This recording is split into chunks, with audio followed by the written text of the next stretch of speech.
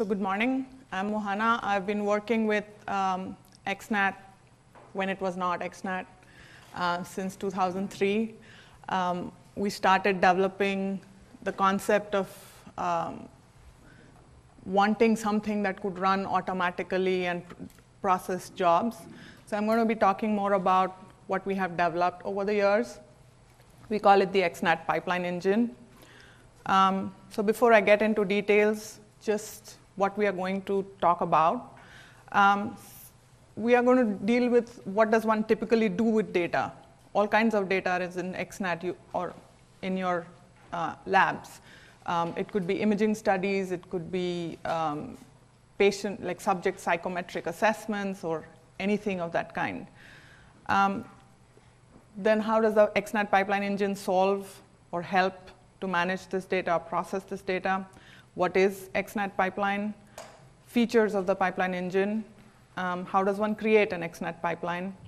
How does one launch a pipeline? And how does REST API help you with launching pipelines? And then finally, once you have all this automated stuff going around, you need to bother about how do you schedule your jobs and how do you run them on clusters so that you can parallelly process 900 subjects the way we do it in Connectome. And then if you're ready to migrate from 1.6, various versions of 1.6 to 1.7, what would you have to do? And then we'll deal with any questions that you might have. So let's look at what does one do with data. Once you have decided what your study objective is, you need to make sure that if you have acquired imaging data, then you are adhering to your acquisition protocol. You need to make sure that there's no setting at the scanner which was against the protocol that you have. Once you have that DICOM data, you typically convert it into a different format, let's say Nifty or something else that your lab may be interested in. Typically, people have been running manually scripts to compute various QC measures or use tools like FreeSurfer or FSL or BedPostX to process that data. And you might have more scripts where you are not only just using ready-made tools, but you might even align the data in some standard space and compare subjects and things of that nature. So how have labs been dealing with things like this? They've ran scripts manually. They have some awesome people on staff who can detect problems with images and then flash them as bad or good.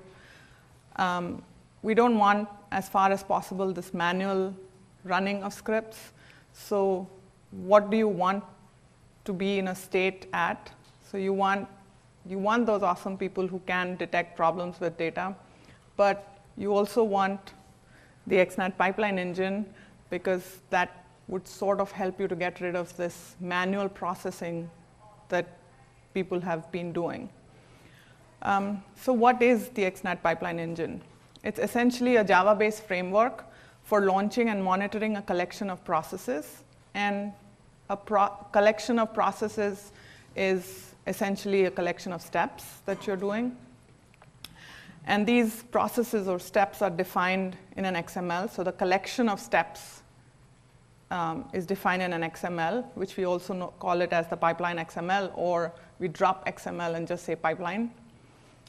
And a step is nothing but an invocation of a script, or you notify somebody that, okay, data is here, or you might, if you're doing FreeSurfer, then instead of doing all the 3 steps of FreeSurfer, you might do step 1 and then say, go check the quality and then proceed on to the next step. So there might be some manual intervention as you process the data. So before I get into details, we have been talking about XML. So what exactly is this XML?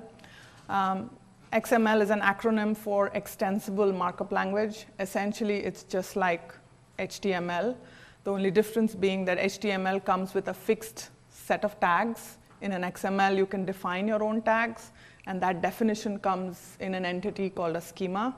So you can define your schema, and you're free to have whatever tags you want. And XML is typically designed to store and transport data. So Pipeline Engine heavily uses XMLs. So let's just look at a snippet of an XML.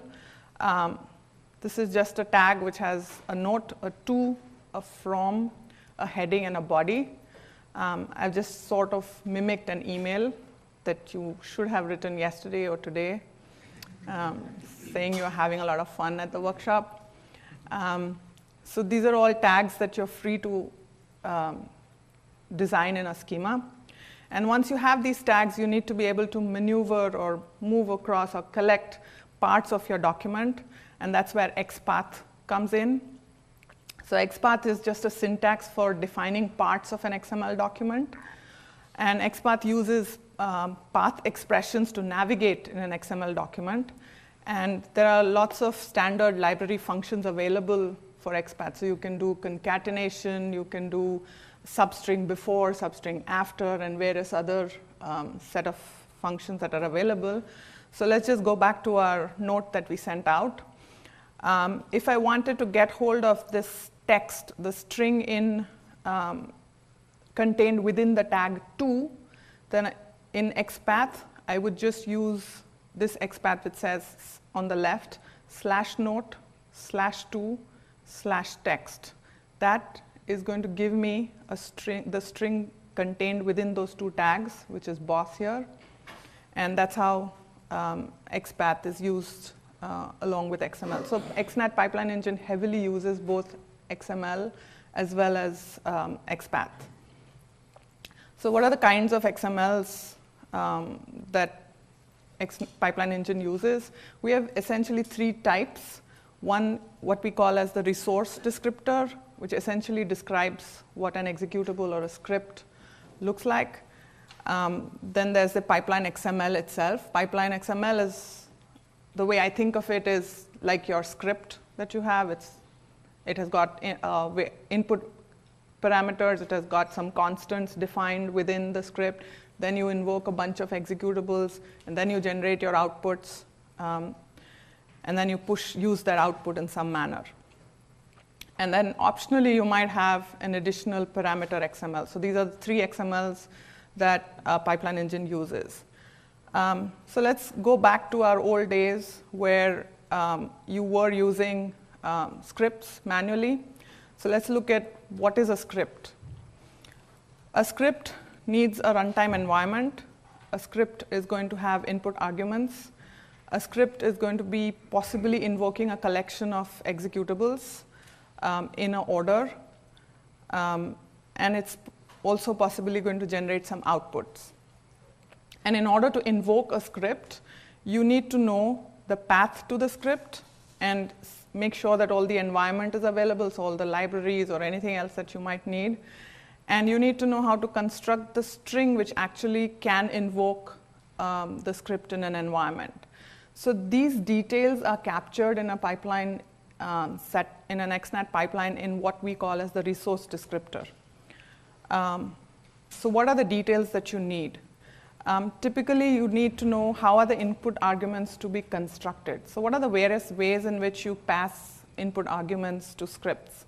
You can have positional arguments. So let's say if I say make directory A, then I'm saying A, the first argument to that, in that first token in that string is the name that I want to give to that directory. You can optionally pass arguments, or your script might be able to understand arguments which are passed in the manner dash, the name of the argument is equal to some value. You can have the same format, but you can skip the is equal to sign and you can just have a space. So you can say dash something and value.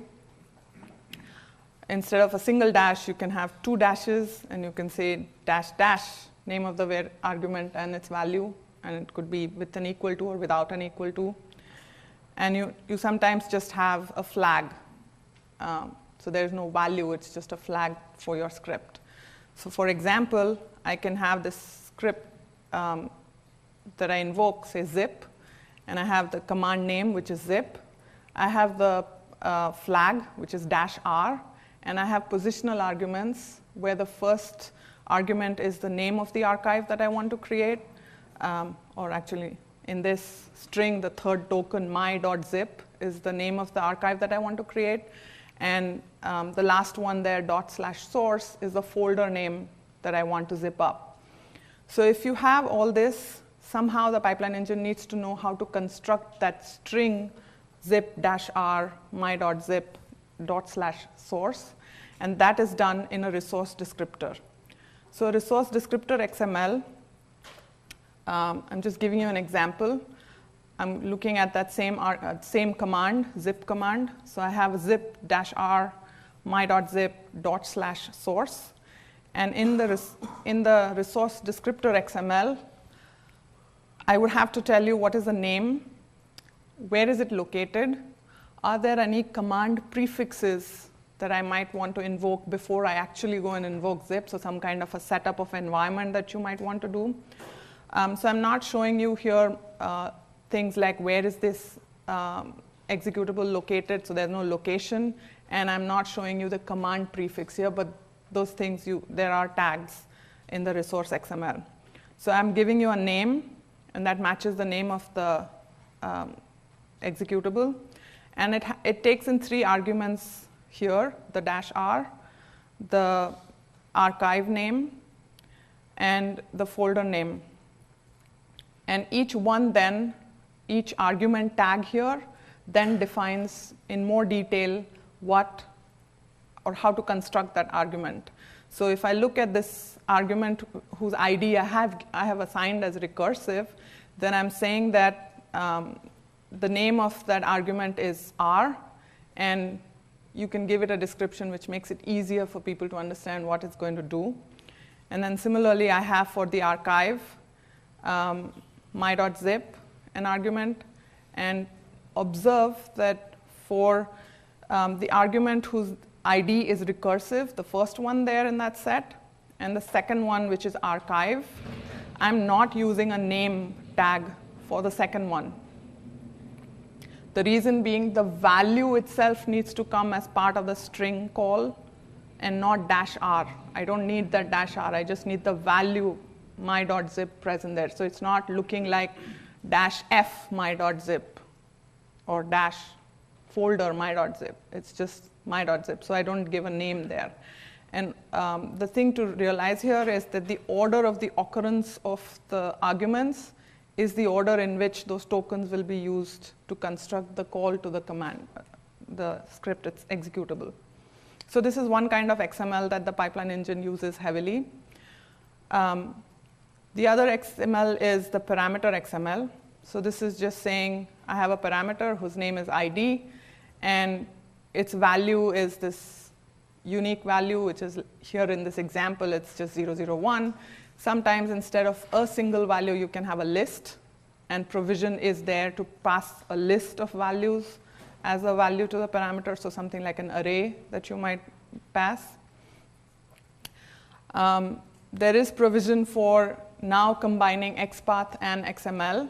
So here I have a parameter called session, and its value is this thing which is trapped between 2 caret signs in red color. That the pipeline engine understands the moment it sees the caret sign, it understands that it's an XPath expression, and it will take the effort of resolving that to a value before the call is constructed to the command, to invoke the command. And I'm also using in yellow, what you see there is a standard XPath library function called concat. So it's concatenating the value passed to this parameter called subject with this character X. So there are 2 ways in which you can have parameters, either as XPath, extract it out of your other parameters, or pass it as a constant. The third XML that the pipeline engine uses is the pipeline XML itself. So it has a certain structure. I'm not going to go into details of showing you those tags, but just walking over the structure.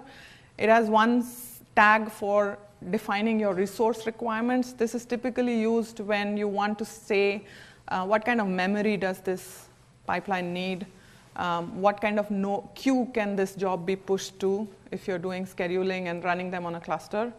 Then it has an input parameter tag, which is essentially just going to tell you what are the inputs that are required by this pipeline.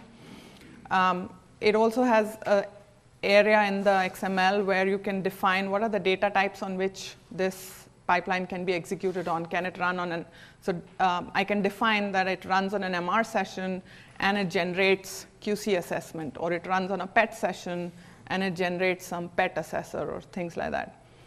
And then you can have a section where you can define where should the log files, the standard error and the standard out that is captured, automatically be stored at. Then you can have some constant parameters, variables that you might have.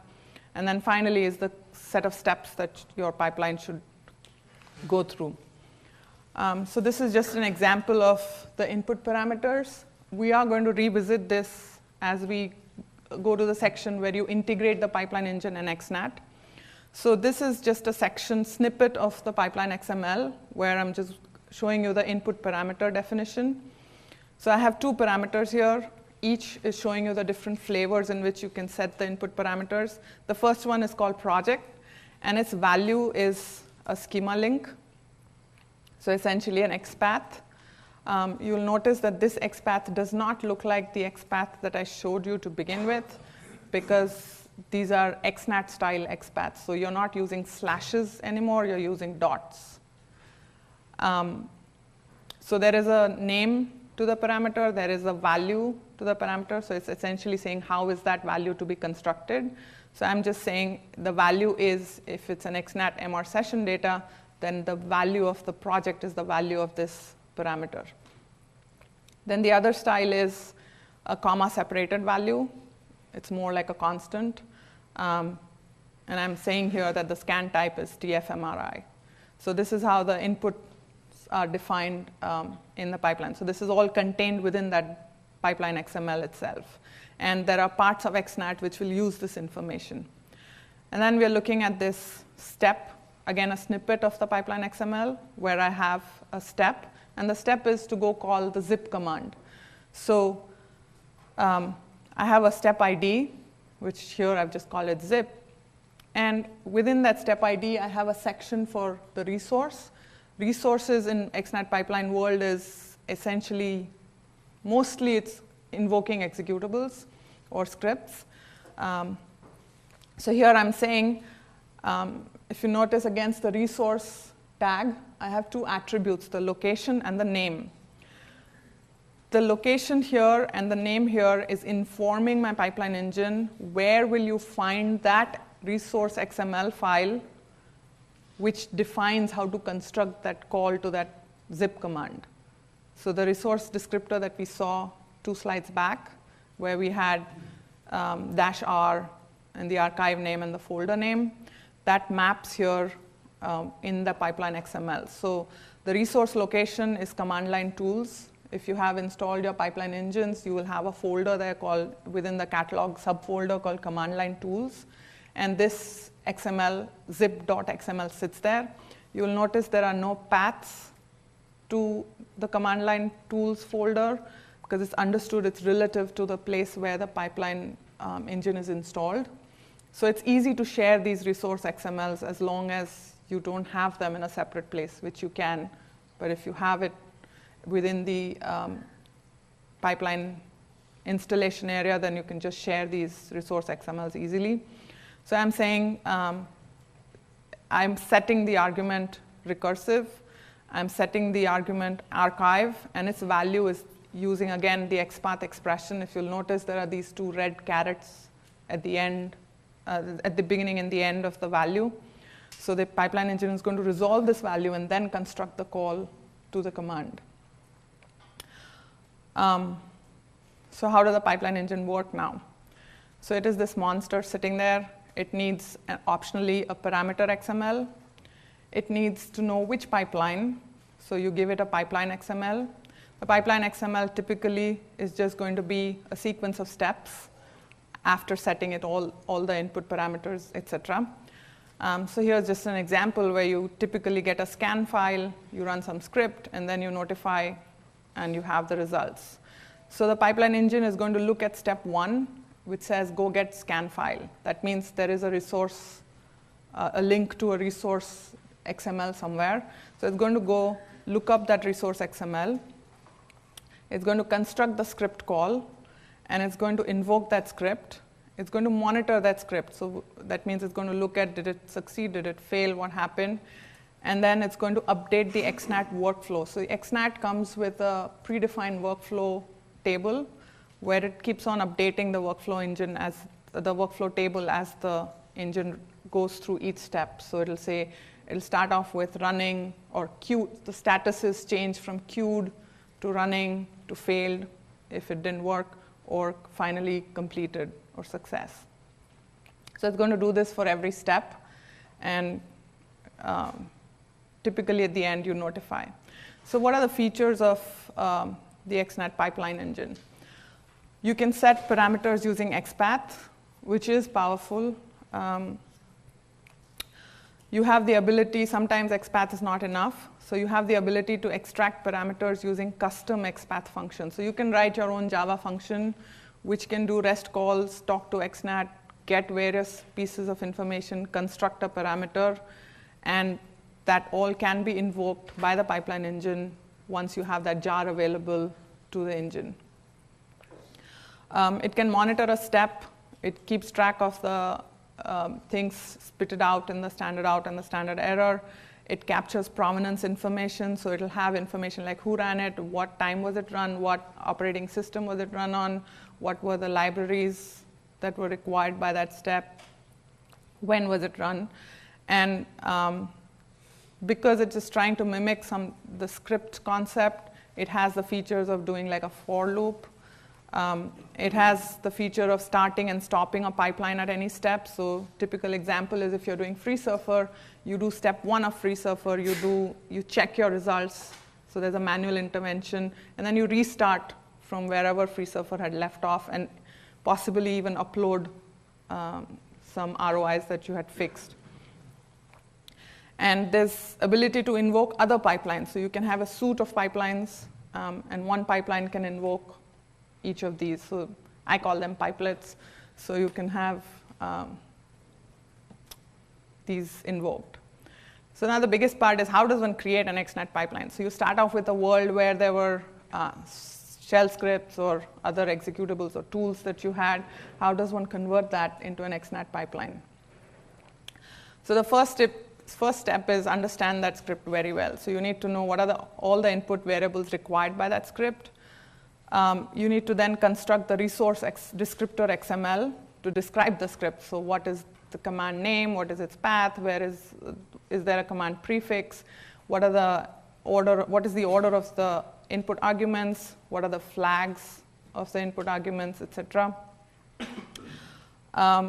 Once you know what are the input arguments, you need to map it somehow to your data. So if you have an imaging session, MR session data, what does the TR that is required by the script map back into your scan level information that you have in Xnat? So that's what I'm calling as map the input arguments as either constants or XPath expressions to be extracted from the Xnat XML. If required, you can't get all the parameters straight from the Xnat XML. You have to get into the DICOM file, get some parameter, then you might even write custom functions, or you can deal it at the step level of extracting parameters. Once you've understood your script very well, the next task is going to be what does this script generate? What is the output that I get? And do I need to store this output? And in order to store this output back into Xnat, do I need to do something special? Do I need to create my own schema where all these results are stored, or can I just push just the files generated or QC measures generated somewhere?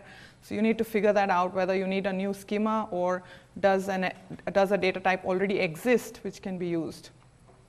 Once you have that, you just wrap the call to the script as a step in a pipeline XML, and your your pipeline is ready.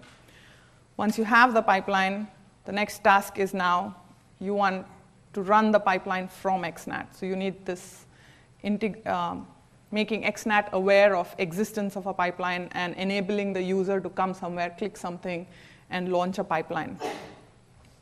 So each Xnat site has a repository of pipelines. So you can, as an admin, you can add your pipeline to your site. Once it's available at the site, the project owners are going to set up the pipeline for their project, which typically means setting parameters which are specific to their project. So somebody acquires data with scans, which are T1 scans, which are called T1, and somebody acquires data with T1 scans, which are, let's say, called MP-Rage. So these names need to be told to the pipeline. So that's the project-specific input parameter.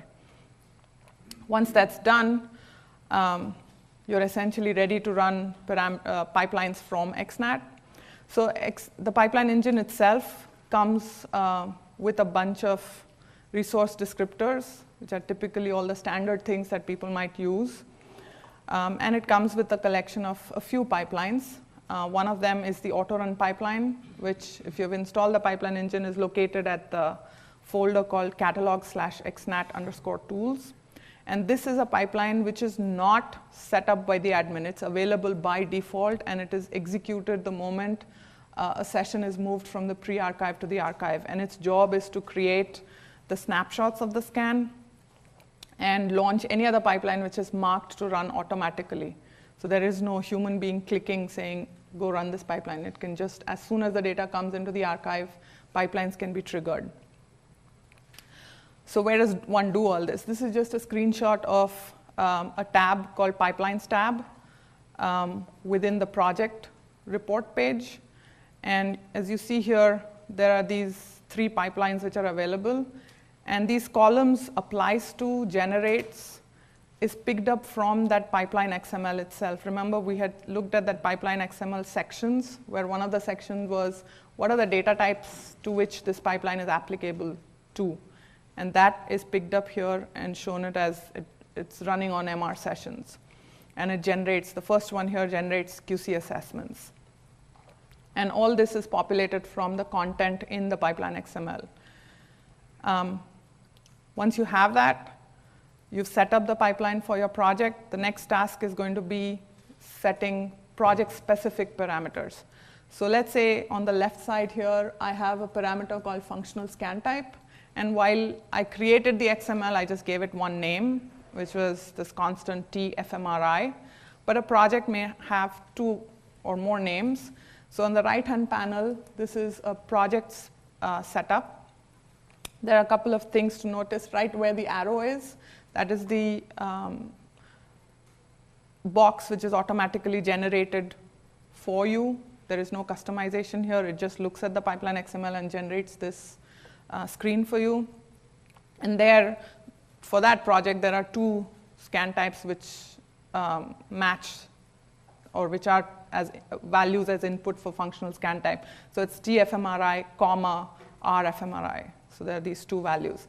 And the rest of the values at the top are schema links. So there's nothing for us to do there. They just have to be resolved against the Xnat XML. And the interesting part here is the 3rd line there at top, where there's a little tiny checkbox which says launch pipelines automatically after session is archived. So if you've done that, then the moment the session comes into the archive, if there are no prerequisites for that pipeline to run, then it can just run automatically. So once your pipeline is set up for your project, you've input all your specific parameters. The next question is, how does one launch these pipelines? There are 2 ways in which you can launch pipelines. One is through what we call the actions box on a report page, which I'll just show you in a minute. And the other way is via REST APIs. So you can do REST calls, you can have scripts which can make these calls and launch pipelines. So this is the actions box, where that arrow is pointing to.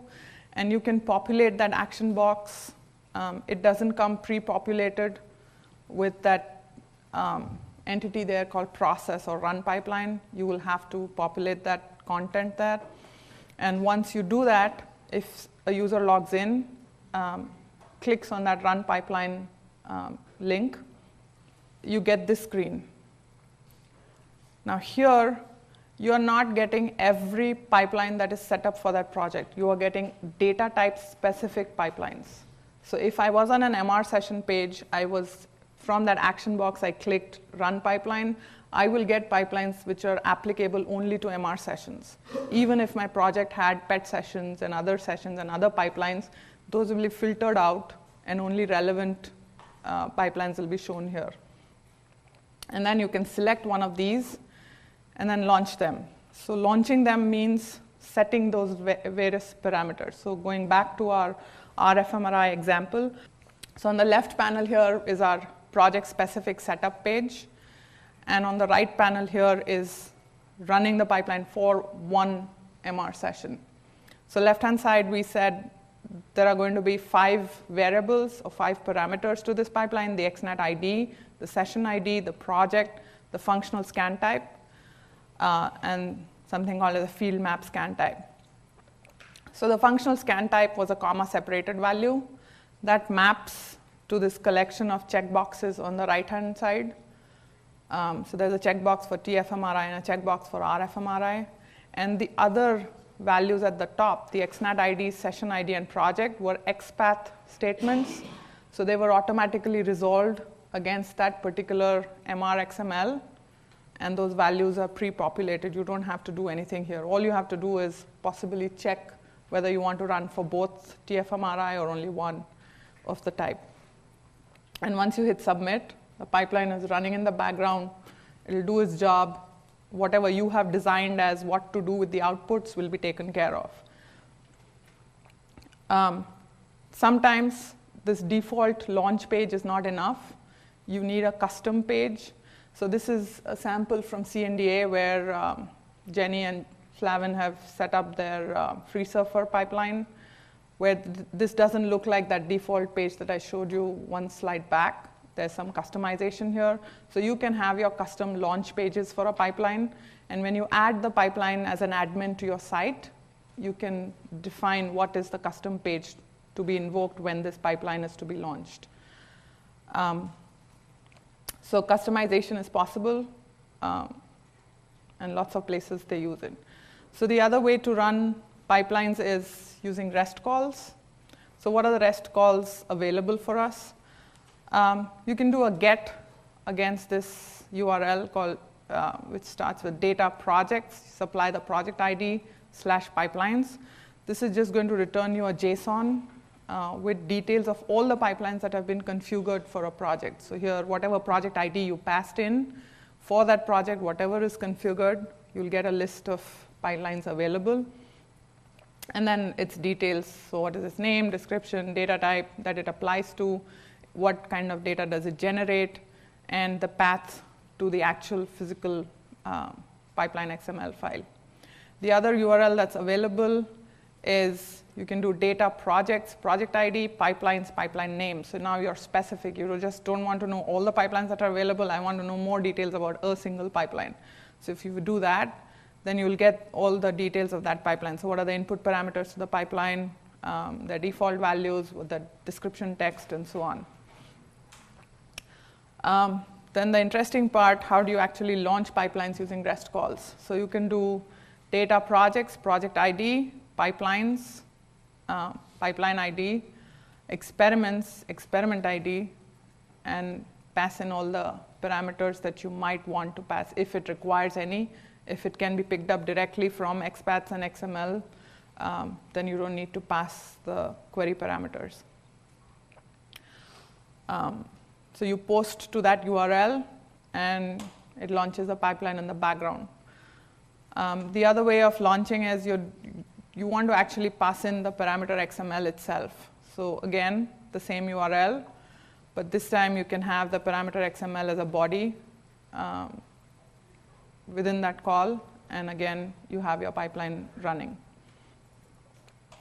So once you have all these pipelines, you have all this data, then you deal with, can you run this pipeline on 300 subjects? No, if I'm only running on one Tomcat, I need some way of scheduling my jobs. I need some way of running it across multiple nodes. So you get into what are the tools available for job scheduling and compute clusters.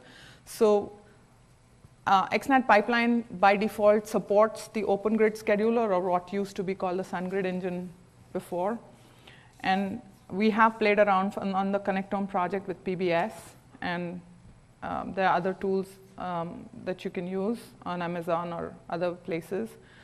So the biggest thing that invokes the pipeline from Xnat is this script called pipeline home, which is located at pipeline home. The bin folder is called schedule. By default, vanilla Xnat pipeline engine installation, schedule is just run the task on the Tomcat host. But because it comes grid aware or Sun Grid Engine aware, in CNDA or in other places that have the Sun Grid Engine, you can overload this schedule script with calls which are available for Sun Grid Engine. So Sun Grid Engine comes with an API to launch calls. It's called the DRMAA API. And we have used that to be capable of take the pipeline XML, read the resource requirement section where you said how much memory does this job need, which queue does it go to, and then use that to do a queue sub or a submit job onto the queue. So this is just how would you do it if you had a Sun Grid engine. This is assuming all your file systems are available with you. So the CNDA model is your Xnat Tomcat host is a submit host. You have the build directory mounted on execution nodes. You have queues as needed. So there are some fast queues, there are some slow queues, or there are some resource-specific, memory-specific queues, and so on. You define your requirements in the pipeline XML. The pipeline engine has this script called pipeline job submitter, which, as I mentioned, it uses the DRMA API to set job requirements, and it launches jobs. So CNDA has overloaded this schedule script and is invoking this pipeline job submitter, which automatically pushes jobs out. So if you had some other grid or other job scheduler, then you just have to use the tools that are provided for that scheduler and override the script called schedule. Now the interesting part, well, 1.7 is around the corner. How do you migrate all my 1.6.5 things to 1.7? So the biggest change with pipeline engine as we go to 1.7 is the way it's invoking the setup. So it's now moved to Gradle-based setup. It is not going to be any different for you if you're just using the setup script, but there's more features that you can use with Gradle now. So you can deploy it in a separate folder. If you don't specify a destination folder, then it automatically is set up in this subfolder called build pipeline. There is support for pipeline modules. So typically what happens in every lab is you take the Xnat pipeline engine, you create your own lab-specific pipelines, and then initially you had to overwrite and then run setup, but now you can have them sitting separate in modules, and all you need to do is inform where are the modules located, and it'll pick things up and set them up for you. So the modules can be placed in a number of locations. It can be located completely outside the pipeline engine. It can be in multiple folders. You just have to set the value. You just have to inform Gradle using the variable called module paths as to where those folders are. And there's a structure for the modules. There are two ways in which you can do it depending on how you're using it. So there is a resources folder and a resources and scripts folder. So if you don't have any scripts, just resources, you just put it in your resources folder, the XMLs, and you're done. Otherwise, you can have resources and scripts, and you bundle your module like that. So what are the 1.7 things coming up? There's containers, there's Docker images, there's event triggers and event-based framework. Combine these two, you have the automation framework, and there's also scheduler capability. So all the cron jobs that you were running can now be run within Xnat. I haven't actually run through a demo of setting up a pipeline. That is available on our wiki. There's a link to that demo, which we did in 2012, which is still relevant. And you can, on the wiki page for today's talk, there's a link to that 2012 if you actually want to go and set up a pipeline and test it on your installation. We'll be available here if you have any questions for your lab, how to set up pipelines, are there any existing pipelines, and so on. So if you have any questions,